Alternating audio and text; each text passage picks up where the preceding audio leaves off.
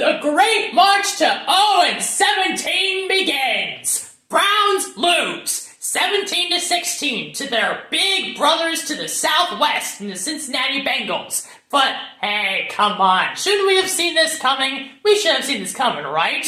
It's the Cleveland Browns. They come into the season with very low expectations. Then the game begins, and there's some bad moments, but they're in it. They're competitive. They look like the better team for a bunch of points in this game, and then right on time, the Cleveland Browns actually show up, and they kick every single Browns fan in the nuts. And when I say kick, I do mean kick. Hey, Schmidt, how are you doing today? I hope you're doing well. Get off the Cleveland Browns. It's over. You're awful! Now, some of you might think I'm being too hard on Schmidt, and I think a lot of Browns fans on Twitter or X or Twix or whatever you want to call it probably agree with me that Schmidt should be off the team forever, and I hold that sentiment too. So, yeah, if you want to think that Schmidt deserves to not be on the Browns anymore, you're right to think that way. You're also in the right to not think that way, even though I think you're wrong. But if we want to attack Schmidt for being horrible, we gotta attack the entire special teams unit because holy cow!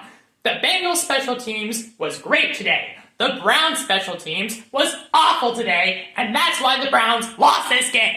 It wasn't just that Schmidt doinked a game-winning field goal off the upright, and he missed an extra point, costing us in total 4 points with those 2 missed kicks. It wasn't just that. On every single kickoff or punt that we had, the Bengals returned it to a spot that gave them great field position, thanks to the Browns special teams being garbage! When your special teams is garbage, you will lose games. It doesn't matter how good your quarterback is, doesn't matter how good your offense is or your offensive game plan, and we'll get to that. It doesn't matter how good or how poorly your defense was. We'll get to that too. If your special teams is cooked, then so are you. If your special teams is bad, you are done. In 2010, the San Diego Chargers, back when they were in San Diego, had the #1 offense and the #1 defense in the NFL, and they missed the playoffs. Why did they miss the playoffs if they had those great offenses and defenses? Because their special teams was awful!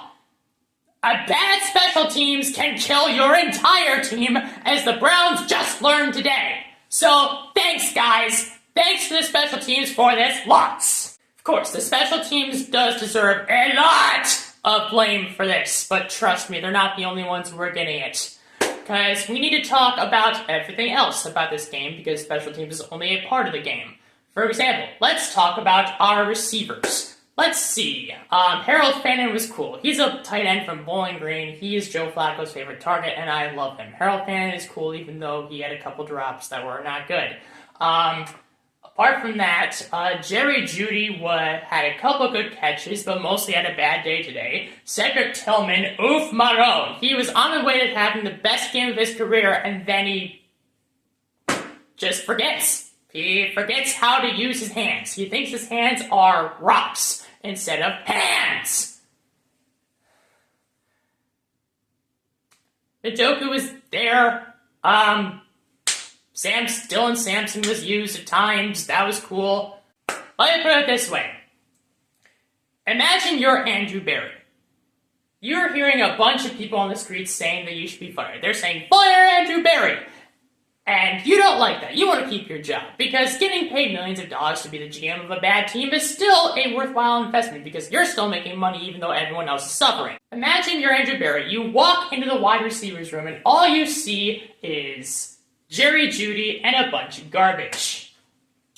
You would think you would bring in a receiver or something so that the wide receiver room was not just Jerry Jeudy and garbage. Because you know what happens when your wide receiver room is just Jerry Jeudy and garbage? If Jerry Jeudy is garbage, like he was for most of the game today, then the entire receiver room is going to be garbage!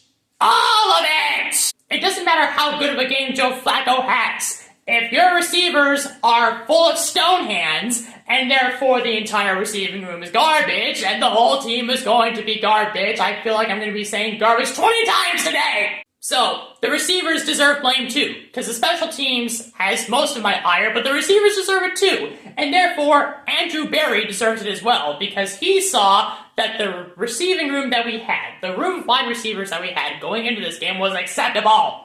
And nothing will probably change because Andrew Berry is the worst. Fire Andrew Berry! I will say it until the sun sets on my life, or until the Browns actually do it. And to be honest, because the Browns are incompetent, it might take 70 years for them to do that. Fire Andrew Berry already! Holy cow! What was our rushing attack like? Did our rushing attack do anything today? We had a combined 24 running plays, and they went for 49 yards. That is a bit more than 2 yards per carry. Let's look at all the way at the end here. Our longest running play went for 5 yards. So our longest running play today in the entire 60-minute game went for 5 yards. You can't win with that. You can have Tom Brady as your quarterback and you won't win with that. You could have the Patrick Mahomes of 5 years ago when he was setting records as a quarterback and you won't win with that. In completely unrelated news, it'll be interesting to see how well Nick Chubb does tonight for the Texans.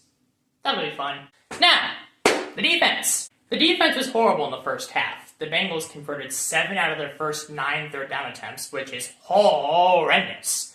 But they adjusted, right? Myles Garrett was a beast in the second half. He tried to carry the Browns to a victory in the second half. The defense was really good, dude. The defense held Joe Burrow to 113 passing yards. The Browns defense held maybe the best quarterback in the NFL to 113 passing yards. And they lost. Only the Browns can do that. Against a team with a horrible defense in the Bengals, and a team with a mediocre at best offensive line. And the Browns still lost to this team at home! I'm going to stop yelling here. I've yelled a lot. You might think I've yelled too much. I've yelled a lot. I'm going to stop now. Because we have to remember, as Browns fans, even though they lost this game inexcusably, this is for the best. It is. That's the reality. Because look at the schedule that lies ahead. Next week you're playing the Baltimore Ravens.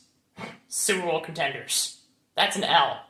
Then you're playing the Green Bay Packers. Super Bowl contenders. That's an L. Then you're playing the Detroit Lions. Super Bowl contenders. Another L. Then you're playing the Minnesota Vikings. They're pretty good. Probably an L. Then you're playing the Pittsburgh Steelers on the road. That's an L. You see where I'm going with this? By losing this game, we have made it more likely that Andrew Berry will finally get fired. And Kevin Stefanski will likely get fired.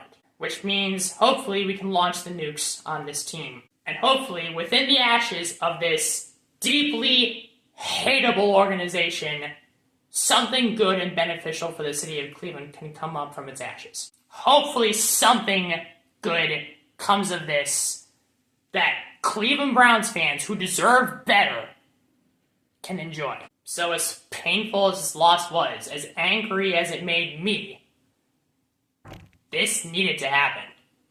This had to happen. And with that, I think I've said everything that's on my mind.